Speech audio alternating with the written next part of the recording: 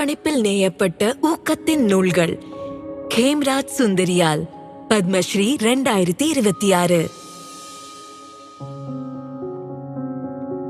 ஆயிரக்கணக்கானோர் நம்பிக்கைக்கு வழிகாட்டியாகவும் பலரின் வாழ்வாதாரத்திற்கு வழி செய்தவர் அன்போடு குருஜி என்று அழைக்கப்படும் கேம்ராஜ் சுந்தரியால். 1943 ஆண்டு பௌடி கர்வாலின் ஒரு சிறிய கிராமத்தில் பிறந்த கேம்ராஜ்ஜி மிகுந்த வறுமையால் தனது குழந்தை பருவத்தில் பல கஷ்டங்களை எதிர்கொண்டார். நான் ஸ்கூல்ல இருந்தப்ப சந்த் கபீரை பத்தி படிச்சேன். அவரை நம்ம புஸ்தகத்துல நிறைய பார்த்திருக்கோம். எனக்கு அவரை போல நெசவு கத்துக்கணும்னு ரொம்ப ஆசை வந்துச்சு. அப்பவே நானும் நெசவாளி ஆகணும்னு முடிவே பண்ணிட்டேன்.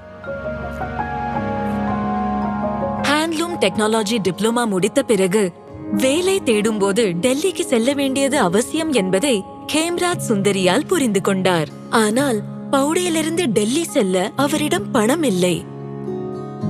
ஒரு நாள் அவரது அண்ணன் மகன் காயமடைந்து மருத்துவ சிகிச்சைக்காக டெல்லிக்கு செல்ல வேண்டியதாயிற்று. அவரை பார்த்து கொள்ள கேம்ராஜ்ஜியும் உடன் அனுப்பப்பட்டார். அப்படித்தான் அவர் டெல்லி சென்றார்.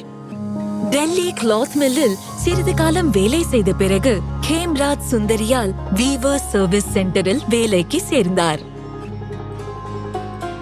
காஷி வீவர்ஸ் சர்வீஸ் சென்டரில் 9 to 10 வருடங்கள் வேலை செய்த போது கேம்ராஜ்ஜி டெக்ஸ்டைல் கலைஞர் SV நிகம் அவர்களை சந்தித்தார்.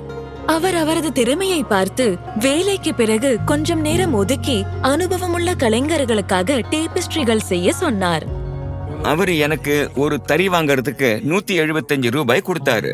அந்த நேரத்தில் கேம்ராஜ் சுந்தரியால் வீவர்ஸ் சர்வீஸ் சென்டரின் பானிபட் கிளைக்கு டிரான்ஸ்பர் செய்யப்பட்டார்.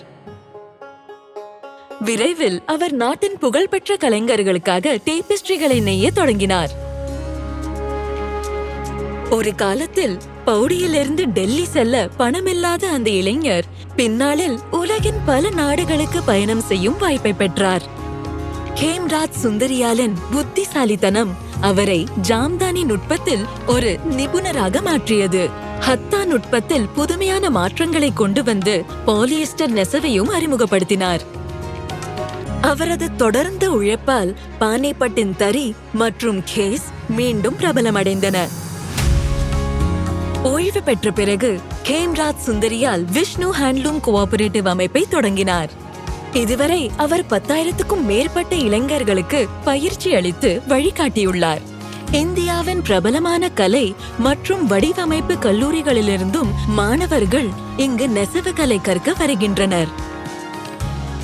இந்த கலை எனக்கு மரியாதை, கௌரவம், அங்கீகாரம் எல்லாம் கொடுத்தது. நான் இந்த கலையை தேர்ந்தெடுக்கல, இந்த கலை தான் என்ன தேர்ந்தெடுத்த மாதிரி இருக்கு. திரு கேம்ராஜ் சுந்தரியால் பத்மஸ்ரீ 2026. கோடி கோடி நமஸ்காரம்.